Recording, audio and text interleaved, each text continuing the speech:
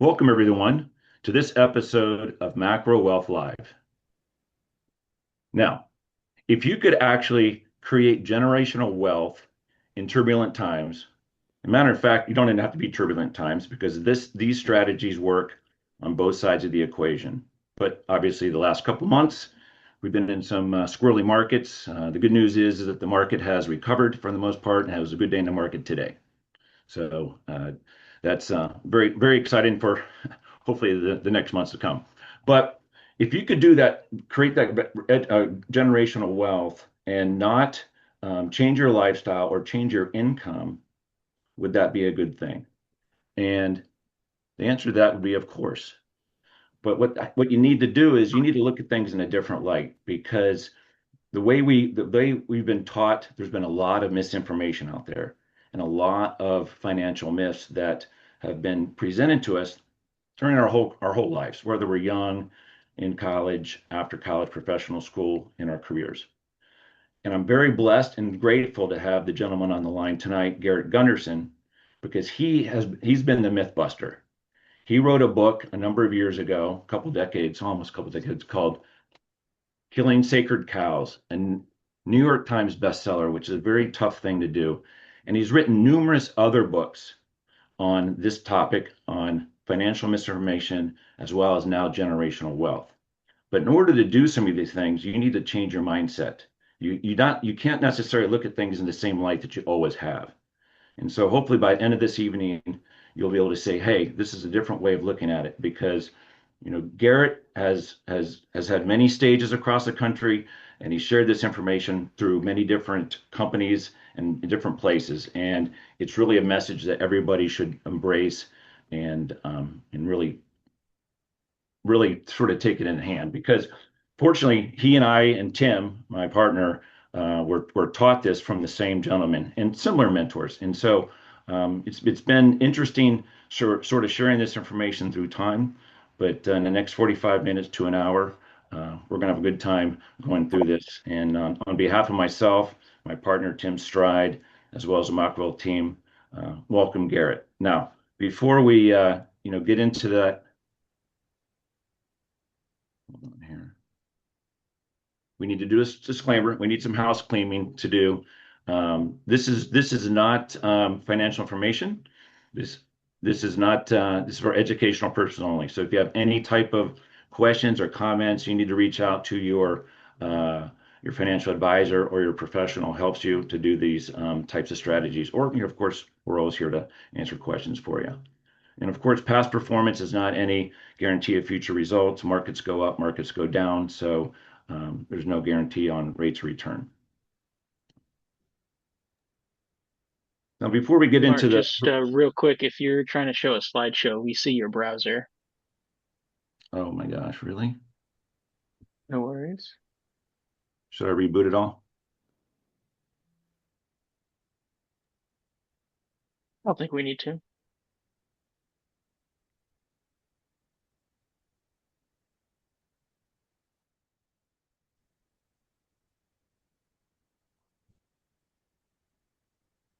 Now, can you see it? Good to go. Okay. Apologize for that, folks.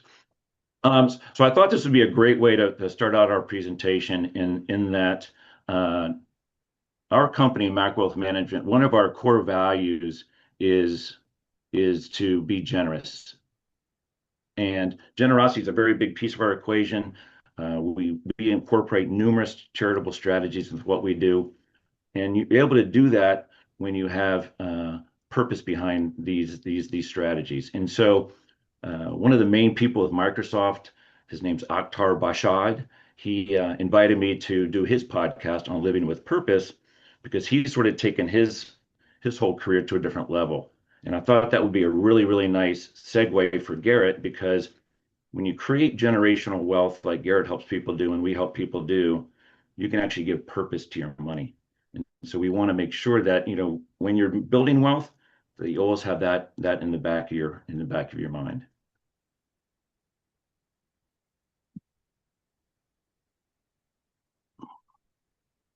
Speed here. Now, I've known Garrett for for some time now, and we've developed a friendship. And I love his story. He's story is similar to mine. We didn't come from a lot of wealth. In his book, he tells you he's correct me if I'm wrong there, Garrett, but you're a coal miner's son from a family of coal miners, Yep. and my family was the same way. My dad's cyber farmers, and my dad was a salesman, and so we grew up in West Virginia. So although I wasn't a coal miner's son, I lived in coal miner country in West Virginia, right? Yeah. But but it was a really, really, interesting story that you shared in the book. And one thing that I really love that your dad said in there was he said, choose action over regrets. I think that's what it was. Yeah, choose action over regrets. I love that because I think taking action without regrets, one of my life statements is to be curious without regrets. And so when you marry action with regret, with action with curiosity, the sky's the limit. And so it's very clear that your parents had a very big impact on you and what you've done to this point. And so I'll let you share some of that story before we get into the meat of the presentation. Yeah, my great grandfather was a coal miner, and then both my grandfathers, and then my dad. And my mom was like, "You're never going to step foot in a coal mine." Because, see, when you're young in the small coal mining town I grew up in, Price, Utah, they try to tempt you with really good income during the summers. Like, hey, come work at the coal mine. And they try to get people to get into that. And my mom was like, nope. And I started a car detailing business instead. So I did clean coal mining surface vehicles and repossessed vehicles from the credit union my mom worked at. And I even kind of became a speaker through that process because I had presented that business when I was 15 years old to a panel of judges, making $500 for taking third place. And I'd only made like $700 from cleaning cars and, scrubbing off the bugs and tar. And then I ended up winning the Young Entrepreneur of the Year a few years later that came with $5,000. And I wanted to invest that $5,000, but my mom was like, she wouldn't sign off as a custodian because she's like, you don't know what you're doing. You don't know where to invest. And I would just go talk to people that I thought were really intelligent with money, but they were really good at making it, not always good at like keeping it and growing it. There's really those different skills, right? Making money, keeping the money you make, and then learning to grow your money. Those are three different kind of factors, and some people are good at 1 and 3, some people are good at none, and the people that are good at all three end up pretty wealthy. And so it wasn't until I got to college that I finally, was going to invest this money, and someone showed me 18% a year, continuously making 18% a year for 40 years, which makes you a multi-millionaire off a very small amount of money. And that was obviously illegal, first and foremost. And second, it was improbable. And I took this econometrics class in college where I did kind of like a bunch of Monte Carlo simulations and, ran kind of a thesis on it. I was like, oh, wait, not only is this never going to get that rate of return, the way it was funded, it was a variable universal life policy. It wasn't going to be even around. The cost of insurance was going to eat it up. And so I kept asking questions like you talked about, being curious. And then when I was 19 years old, I started, basically working with Guardian Life and Park Avenue Securities. And, that kind of started my financial career as an internship, which was mostly me bringing family and friends to, to the agency to buy things. But when the market went down in the year 2000, I started to ask different questions. I didn't like just telling them the market's on sell or they're in it for the long haul or, dollar cost average, because I didn't necessarily want them to be average. And so I had to have this tough conversation where I was like, well, I'm young and I don't really know what I'm doing. In 98, 99, you made a lot of money, but I don't know who the fund managers are. I don't know how long it was going to last. I just was showing you charts, and you should probably find a different advisor or move to cash until I figure out something better. And they were willing to move to cash all but one and kind of, wait for me to figure things out. And that's when I got really dedicated to efficiency. Like, how could I save people tax? How could I save them on interest? How can I find non-performing fees that are creating drag with their investments? How can I help them design insurance so there's not duplicate coverages or improper structure? And I was like, wow, this is, I know you talked about no past performance not as a predictor or guarantee of future results, but one of the things that's kind of guaranteed in finance is if we could plug leaks, help them keep more of what they make, that's a guaranteed return. It's a guaranteed savings. And so that really helped me to catapult and grow in my career. And I kind of geeked out on it to the point where I was dating my wife at the time. And she's like, if I have to hear about velocity again, if I have to hear about, the next tax strategy, she's like, I was like, okay, I get it. I'm a bit obsessive. But it's been a lot of fun. And, in the book, What Would the Rockefellers Do, which is a book that, that we do stuff together with you and Tim, we did this whole study where we're like, what if people were to double their rate of return on their retirement account versus what if they could just save on tax and interest? And we found that often we could get them 4 times ahead just by plugging leaks. And look, to double someone's return, how do you do that? I mean, it's not like there's a magic wand and we're like, okay, great. Now you go from 7% to 14%. There's risk factors in that. There's, it might not even happen, where plugging leaks could be really substantial and, once again, guaranteed. So yeah, coming from a coal miner to where I'm at now, I just had to figure out money, and it just made a lot more sense to me. And I was glad that I had a little bit of a knack for it. And I also just had curiosity. I was willing to admit when I was wrong, because I've made financial mistakes along the way. I talk about that in a lot of my books, but that's kind of how I learn, is try not to make the same mistake.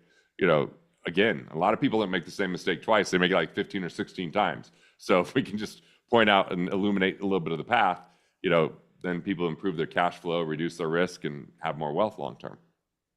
Yeah, that's spot on. I mean, and what saying, plugging those leaks, or we call them wealth eroding factors. You overcome those wealth eroding factors, you can destroy rate of return all day long. Yeah.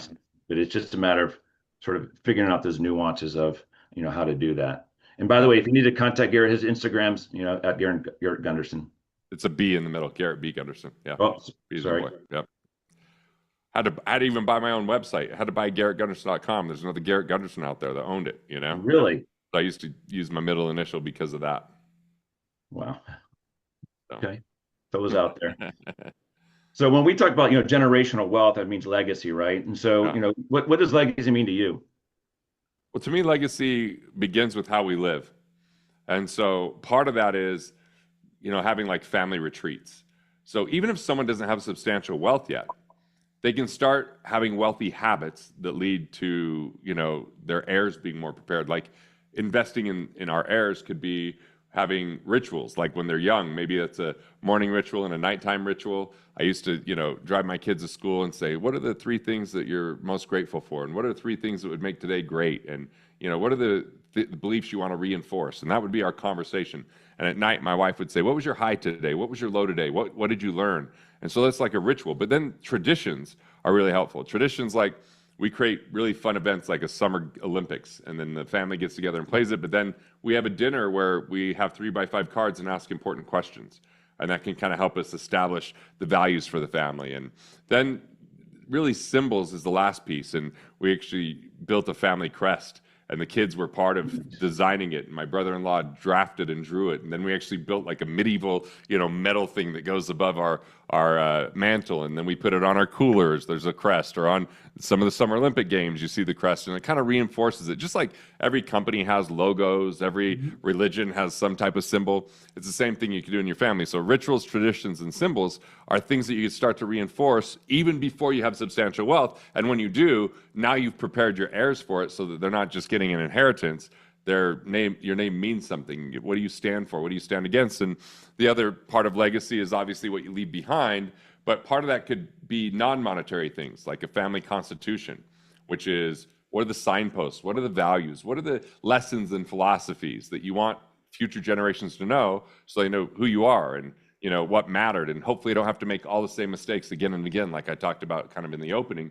And so I look at legacy as how we live and how we weave, important ideas into future generations to help them be empowered and powerful and live a better life.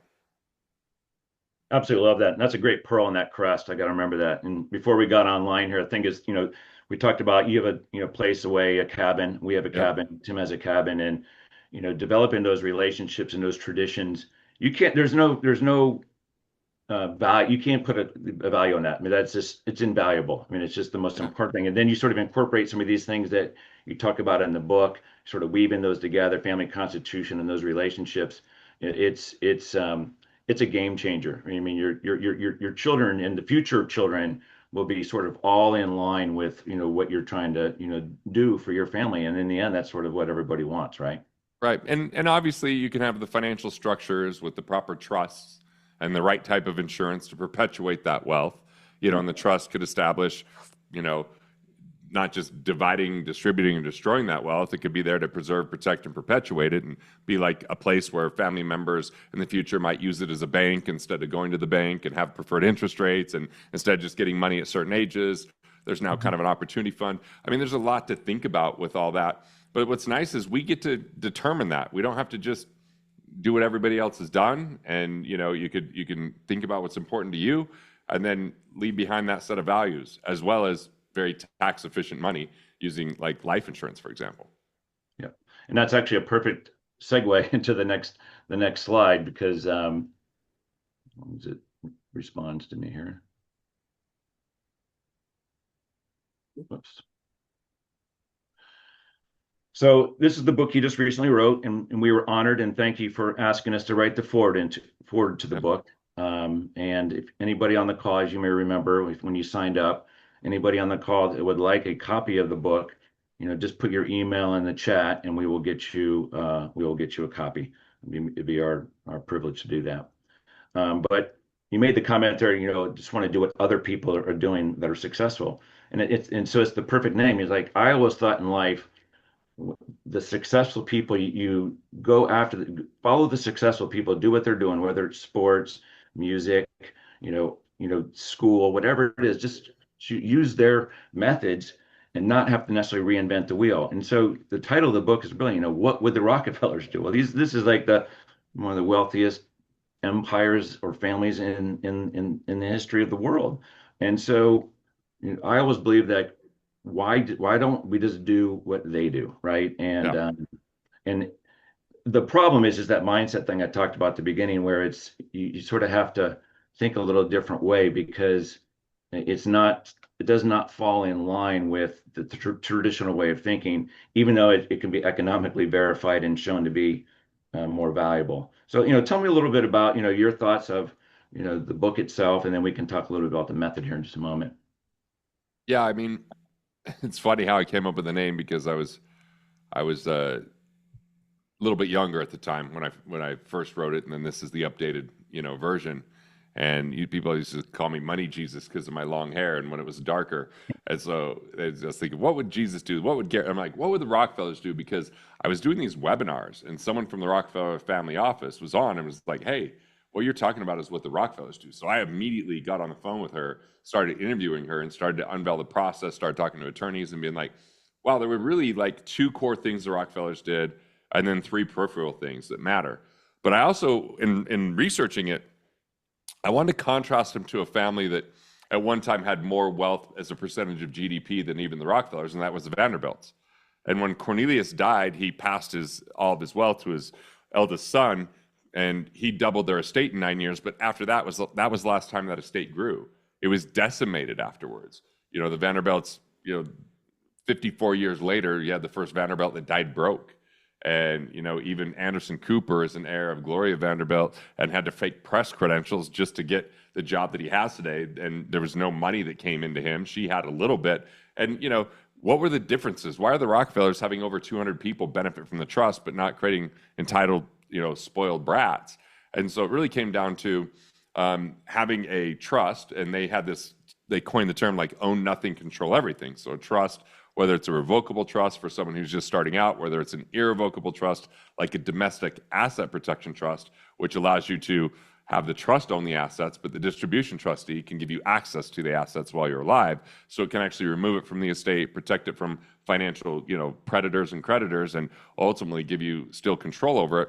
And then they added insurance. And what they did, the Rockefellers would buy life insurance, not only on the initial breadwinners, on every kid 30 days after they were born. And so every time a Rockefeller dies, this tax-free money comes back in to replenish the trust. And that might be because there's high tax in some years that they die. It could be that there's high inflation like we've experienced recently, or maybe just low interest rates or fluctuating interest rates that can start to harm wealth. So they just bought insurance policies on every Rockefeller method, on every Rockefeller person. I call it the Rockefeller method, and then added trusts that's define what to do with it. And then we mentioned kind of the family retreat and the family constitution. And there's also that notion of kind of what you and Tim do, which is that family office, having a quarterback, having a point person to organize all the different moving pieces in a financial plan. And so if people have trust and insurance combined with the family constitution, family office, and and family retreat. This is the key to perpetuating wealth. And so the Rockefellers just have been pretty amazing at it. I mean, nobody produced in the Rockefeller family like John D. Rockefeller did.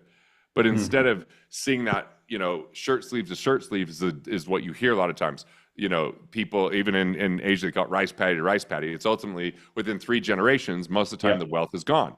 And see, the Vanderbilts, they own 10 mansions in Manhattan that they don't own anymore. They own the Breakers in Rhode Island. They don't own it anymore. They didn't have the philosophy that the Rockefellers had. They weren't buying insurance. They weren't, setting up the proper trust. And so ultimately, the heirs just got the money and they blew it. They spent it. They weren't being productive with it. There was no parameters. There were no guidelines. There was no structure to that. So the book really highlights like what the Rockefellers did precisely, and most importantly, makes it available and accessible to people. Like, because I kind of started that when I was 19 years old, rudimentarily. It wasn't kind of the full process that's discussed in the book, but it was the beginning. And I wasn't even married, and I didn't have kids. I didn't, I wasn't even dating my now wife at the time, but I still started making those good choices because I think it's pretty fascinating that there's certain financial philosophies out there that are harmful if people plan to be successful. Here's one example. You'll hear people say, oh, you know what you should do? You should buy some term insurance and invest the difference. And then what happens is if they're successful investing the money, now they meet with an attorney in their 70s and the attorney says, you know what, you got an estate tax problem, you need to buy life insurance. Okay, so instead of making an asset allocation decision for your fixed income, like your money markets, your CDs, your bonds, because cash value life insurance has outperformed that over any 30-year period of time, people then buy term and they have some of those stable assets that underperform cash value, and now they have to buy a death benefit rather than let it come along for the ride. So there's just a more effective way to do this in the kind of Rockefeller method that helps people secure their assets, protect it from tax, have access to it along the way, and then have a death benefit that comes in to kind of replenish the trust from generation to generation. Yeah, it's fantastic. So is there anything deeper? You said there were maybe some other things that within that Rockefeller method that you want to maybe touch on, or do you want to move on to the next topic? I mean, I just want to say it's pretty simple to have this waterfall method where I buy insurance on me, I buy insurance on my wife, I buy insurance on my kids, I'll buy insurance on their kids. And by the way, I pay my kids, when they're 18 and younger. One of them's 17 now, still pay them. I could pay that tax deductible to my business up to $14,000 a year, tax-free to them, and then fund their policy, which then grows tax-free. So that's pretty cool, right? Because now I have this really amazing tax environment and I've secured their insurability, and I could use that cash value for a down payment for their home. I could use it for because I still control it, even though the policy's on them. And that helps me when my wife's going, man, inflation's really tough. I'm like, well, remember, we made these really good choices, so we don't have to rely upon really high interest rates with the banks. We don't have to rely upon, the skyrocketing real estate prices and having our kids, when they buy their first home, have no money for it. So there's some of those notions. And then, really the family office concept I just barely touched on, but I think it's important to have someone quarterback someone's financial plan, because ultimately, if you have fragmented advice, your attorney doesn't agree with your accountant, or you have an investment manager that does your stocks, but then they don't agree with how your insurance person does it. And then all of a sudden that becomes disjointed. It becomes where money slips through the cracks. It becomes confusing. And then ultimately, if you could have someone that helps make that more elegant, more organized, then you keep more of what you make. And then you have a lot more certainty, and you can look at the big picture and make sure everything's kind of working in a coordinated fashion. And I know you guys are great at doing that. Yeah, well, thanks. And I think the incredible thing too, Garrett, is that it's not like you need to throw more money at it, because we've talked about before, there's so much leakage and there's so many inefficiencies with one's life.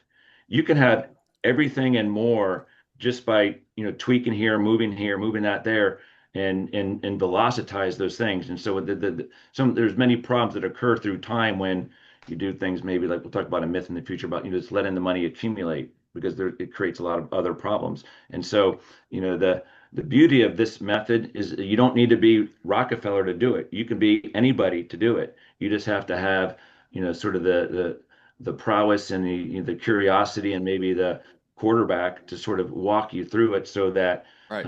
they feel comfortable making decisions that are maybe uncomfortable in the traditional world of personal finance, because we know there's as I mentioned in the open, a lot of misinformation out there that is really not shared with people because we're never taught, we should have a financial education growing up Right. as kids. So that's a whole other story. But The principles are the principles, whether there's more zeros at the end or not. It's still the principles. And that's the important thing about the book, is making that available, accessible, and understandable to someone that might be first generation, that might not have substantial wealth, because it works for very wealthy people as well as people who are just on their path to wealth. There's the same common ground. And I really thought about, like, what is the stuff that crosses over for all of them, right? And really emphasize that. Yeah, absolutely. Very holistic. Yeah. Yep. Yeah. So as we finish up this question, this is a big question. I love this question. The difference between being financially fit, independent, and free.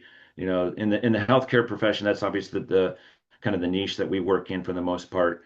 A lot of dentists, orthodontists, other specialists, they're pretty fit, but it's like when you work out, you want to be fitter, you want to be healthier. There's always a better way of doing it, but there's always ways you can help, enhance it. And then there's those folks who are independent, and they've sort of made it, but they really made it kind of the hard way. They're probably, I can strongly say that they probably working longer than they really had to because they didn't have efficiencies and velocity built in. So they're maybe on more in that accumulation model. But that freedom model really shows people how to accelerate it, not accumulate it, and velocitize it. So it gives you the freedom. So hey, if you want to not work in the practice as long, you can say I'm kind of done. I want to do something different. Maybe give purpose to things like we discussed before. So what are your thoughts on these three different these topics? I look at financially fit as having your financial house in order. Have you transferred risk by having the right car, home, liability, disability, medical, and life insurance, business owner policies, whether that's, disability buyout, key man, just over general liability for a business, like addressing that, making sure you have the right cash flow reporting. That's going to help you, whether it's getting loans or just knowing where you're at. I think it's important, like, have you chosen the right corporate structure? Have you maximized your tax savings? Have you mitigated risk with your investments? Have you found ways to create additional cash flow with those investments? Like, being financially fit is that you know what you've done with your plan and you've addressed it. Your financial house is in order. Being independent is having enough cash flow from assets to cover your expenses. It's what most people are trying to do when they get to retirement. But I'm saying, why not create more cash flow now and become financially independent so that you can do what you want? You get to work versus have to work. You have a lot more of that, like, opportunity. And then financially free, I think, is a state of mind. So when we put value first, when money's not the primary reason or excuse we would do or not do something, it's still a consideration. It's just not the only consideration. And we have that peace of mind, that financial clarity, that financial confidence. Like, we're just in a money mindset of abundance. And so fit, independent, and free, like, that's the trifecta if you can have all three. But financial freedom is something that can happen in a moment. It's a thought process. Financial independence is, you got to do some work to, have that cash flow. And financial house in order, or financially fit, is what you're doing, why you're doing it, and it's according to your plan, and it's intentional. So I think that, if you can have all three, that's heaven. That's awesome. Yeah, that's fantastic. Yeah. Now, you wrote a whole book on this, so I know we can't go through all the myths out there. And you've already described one of the humongous myths out there, the term insurance issue. But sure, a couple other ones that you would want to maybe pass on to our listeners here tonight. I think there's three kind of revolutionary myths inside of Killing Sacred Cows that are important to understand. One is the finite pie. I can go into a little bit more detail. The second is, I talk about this myth of avoid debt like the plague. And the third one is self-insurance. So let's talk about the finite pie. It's a belief that there's only so much to go around and that you got to take what you can, hold on to what you got. It's born of scarcity. And look, no amount of luck, saving discipline, or rate of return can save someone if they're in scarcity, because they find a way to destroy wealth. It's a zero-sum game, win-lose mindset. And I call it the consumer condition, where people look to take more value than they give. And so if we can't conquer scarcity, then ultimately no amount of money will do. We're always going to feel like there's not enough and we've got to have more, and there's no kind of peace of mind. Now, self-insurance, that's this notion and belief of like, oh, I've got enough money, I don't have to have insurance. But then we're spending at least $1 for every dollar of insurance if we're using our own cash. Imagine if someone pays off their mortgage. They don't have to have homeowners insurance at that point, but if they don't have homeowners insurance, to create peace of mind, they probably have to have money set aside somewhere safe and liquid, which maybe they save a couple $1,000s on their homeowners insurance.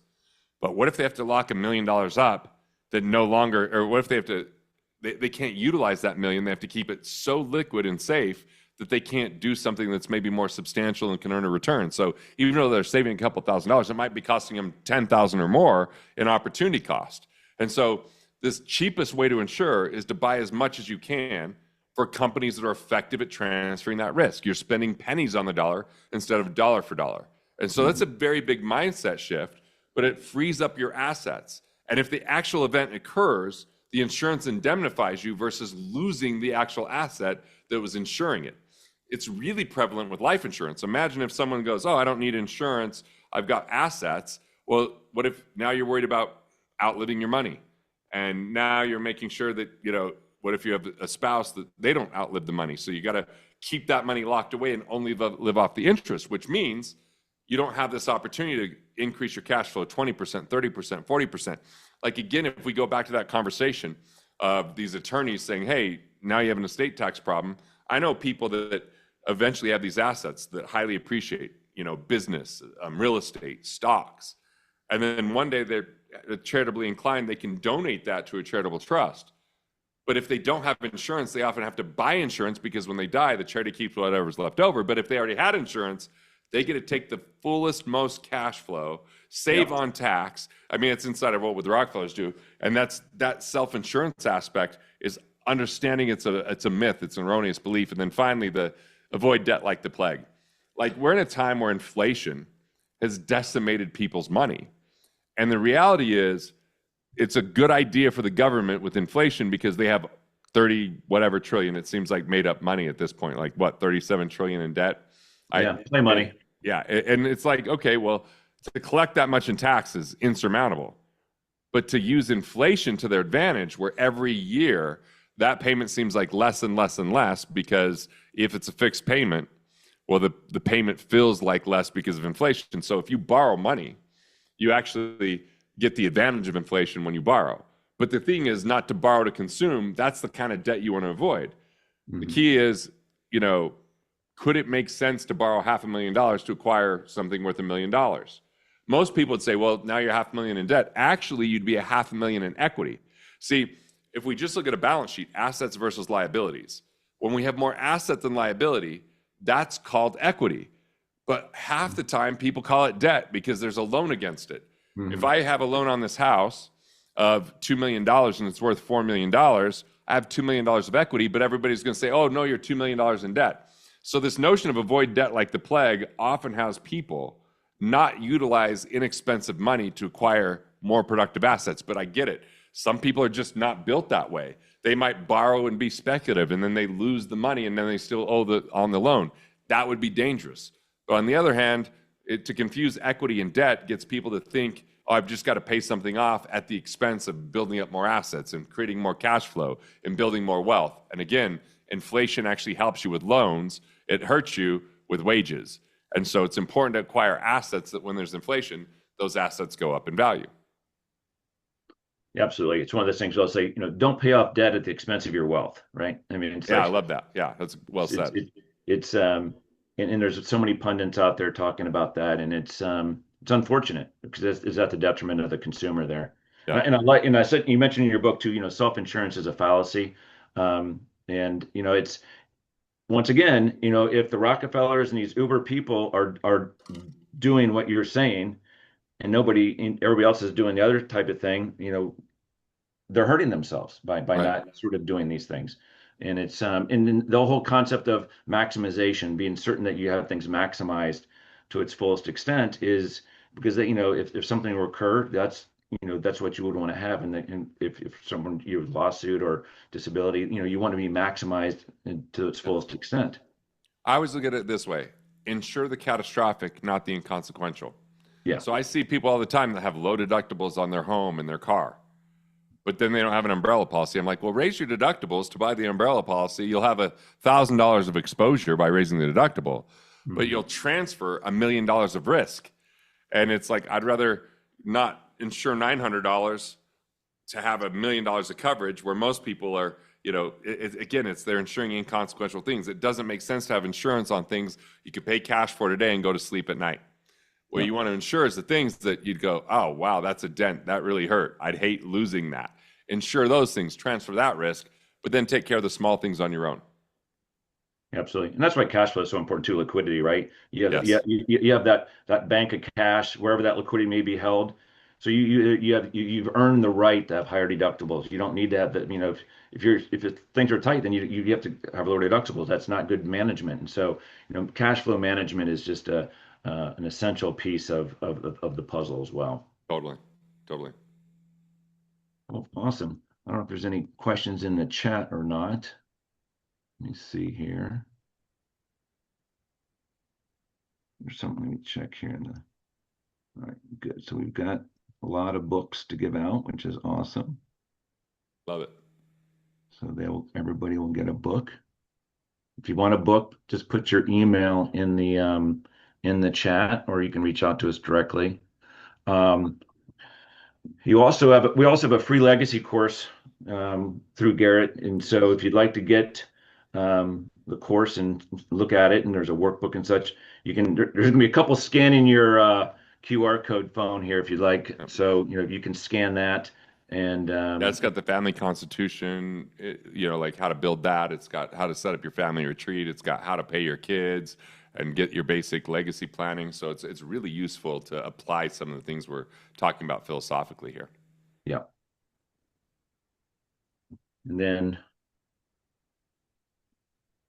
with that being said, this is our particular book, and it's called Your Retirement Smile. And what you may not know, Garrett, you probably know just through all your other consumers and people you work with, people in the world, high net worth individuals and so forth and so on, that when we do the analysis on people, we recognize that pretty much every single person we come across, they'll take some significant form of a pay cut when they get to retirement based on, because things they're not building towards that maximum financial potential. And so our objective is to not take a pay cut in retirement, to sort of maximize that maximum financial potential of 100% income replacement in retirement. And I so love that. Yeah. yeah, and by doing that too, charitable initiatives can be baked into that, as you well know. Yeah. And so if people on the call want the What Would the Rockefellers Do book as well as this book, we can just send them both at the same time.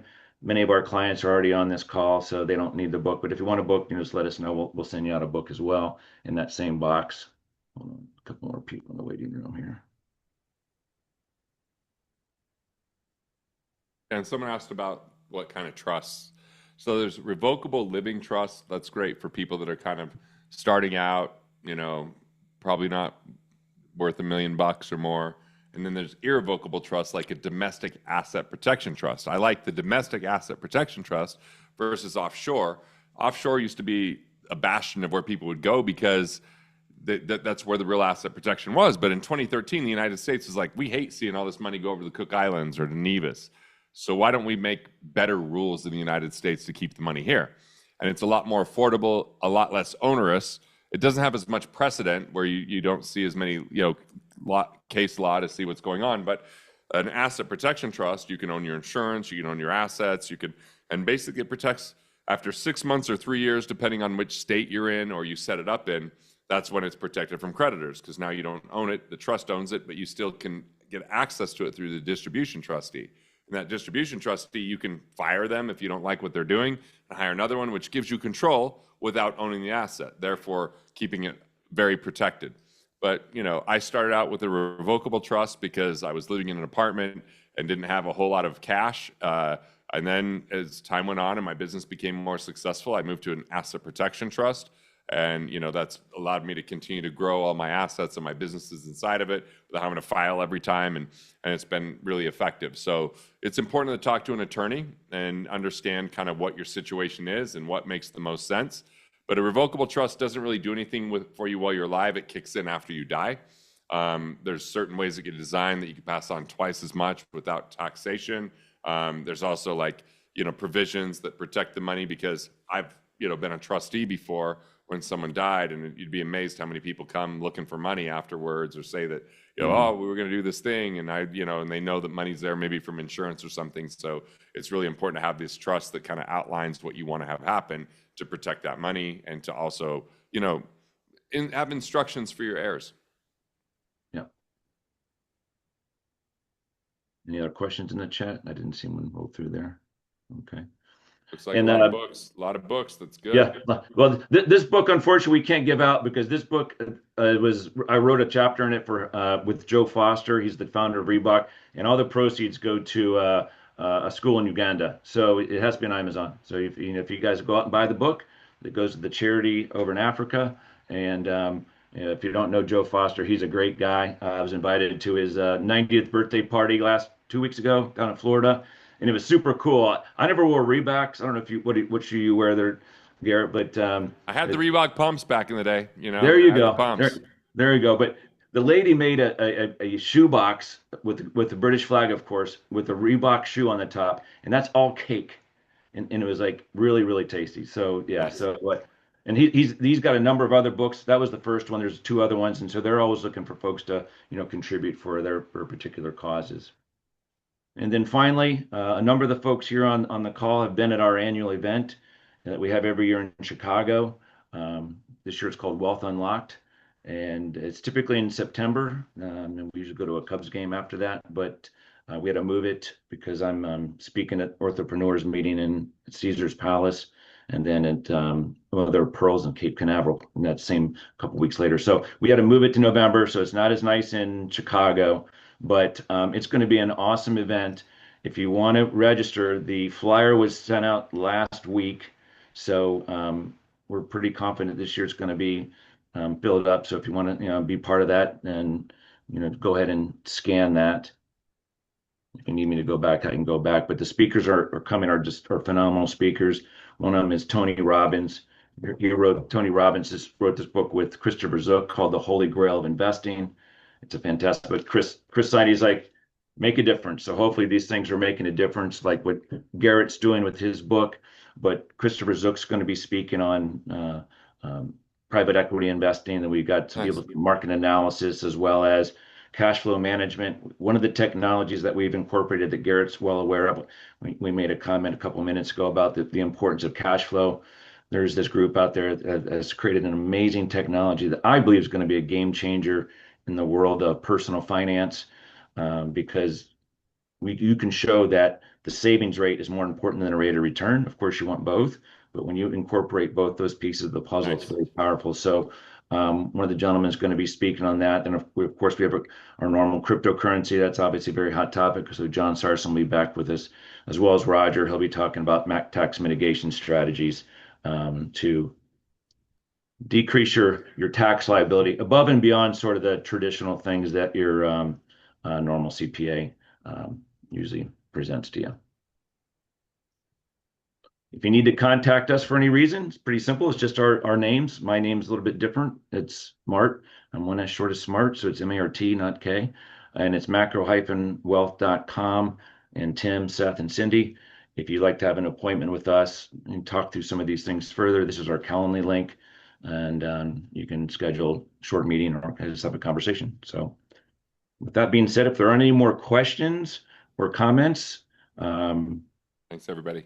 I'd like to respect everybody's time for the evening. And no, Garrett, it was a true pleasure having the opportunity to speak with you. Your knowledge is amazing, and the more people we can get this message out to, the better. So thank you so much, and we'll be in touch soon.